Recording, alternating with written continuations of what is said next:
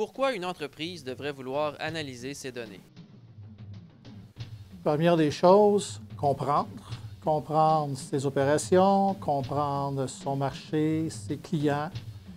Et l'autre dimension, ce serait aussi être capable de prédire, de simuler, de devenir proactif. En fait, c'est une question assez de base, je dirais, dans le sens où c'est très important d'analyser ces données. C'est son actif, c'est sa connaissance, c'est la base qui peut permettre justement l'évolution, la croissance d'une entreprise. Donc, je crois qu'une entreprise qui ne veut pas analyser ces données ou n'a pas les moyens, bien, finalement, va s'empêcher d'avoir une croissance là, dans les prochaines années. Va s'hypothéquer finalement. Là. À court terme. À court terme, oui. Et quels sont les bénéfices potentiels derrière la volonté d'analyser ces données? En fait, il y en a plusieurs. Tout dépend de comme je disais, la capacité de l'entreprise à pouvoir analyser ces données.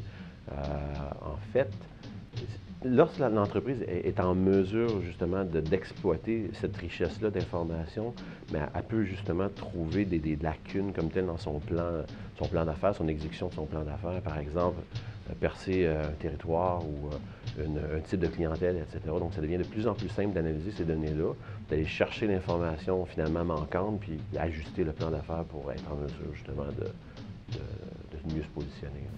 Il y a deux bénéfices potentiels. La première des choses, c'est d'être capable de prendre des décisions, si possible, quasiment en temps réel, l'aspect réactif.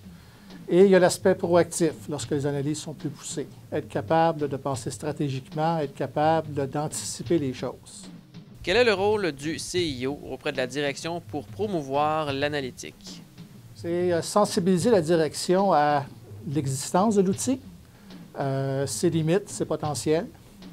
Et après ça, bien entendu, réaliser la mise en place de l'outil et son amélioration continue. Mais le rôle du CIO, lorsque, par exemple, les gens de marketing ou de vente sont déjà convaincus d'utilité, je dirais que c'est plus en appui pour aider à trouver les bonnes solutions, mettre en place les projets comme tels, puis s'assurer que ça soit un succès là, financier, puis finalement arriver là, rapidement avec les solutions. Par contre, il arrive des situations où les gens ne sont pas nécessairement, je dirais, au fait de toutes les possibilités qu'offre justement l'analyse BI comme telle. Puis c'est là où ça devient important, le rôle du CIO, de commencer à travailler avec justement les exécutifs des autres vice-présidences pour justement essayer de faire des business cases, des retours sur investissement, calculer les potentiels justement d'installer ce genre de technologie-là, puis d'amener les clients finalement à décoller là, ce genre d'initiative-là. Donc c'est un rôle d'évangélisateur, je pourrais dire, mais aussi un rôle de faire connaître les possibilités qu'offre justement la technologie. Parce qu'aujourd'hui, l'informatique, c'est pas tout simplement un département qui va rendre des services. L'informatique fait partie intégrante d'une entreprise. C'est comme ça qu'on peut arriver à se démarquer. Puis le BI, bien, c'en est un exemple parfait. Et par où commence-t-on lorsqu'on veut implanter une solution d'analytique? L'élaboration des besoins, comme dans n'importe quel projet informatique. Quels sont les besoins? Qu'est-ce qui est disponible comme données? Autre chose aussi, c'est qu'on ne veut pas se retrouver dans un mode garbage in, garbage out. Alors, probablement, l'entreprise doit avoir une très bonne idée de son architecture de données, de ses sources de données et s'assurer que les données soient propres. Mais je dirais que, comme n'importe quel projet, idéalement, ça prend un retour sur investissement. Il faut arriver à calculer un projet qui peut être porteur, qui peut rapidement donner des succès, si on peut dire. C'est comme ça qu'on y va de plus facile. C'est inutile de commencer avec un entrepôt de données gigantesque en bout de ligne, va prendre des années avant de voir un résultat. Je crois de commencer par un simple cube, analyser certaines informations, puis donner des résultats facilement, c'est une façon de commencer.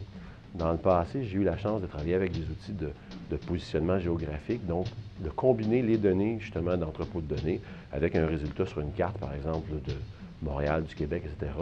Faire sortir les couleurs rouge, vert, bien, ça parle rapidement. C'est ce genre de projet, je pense, qui est porteur.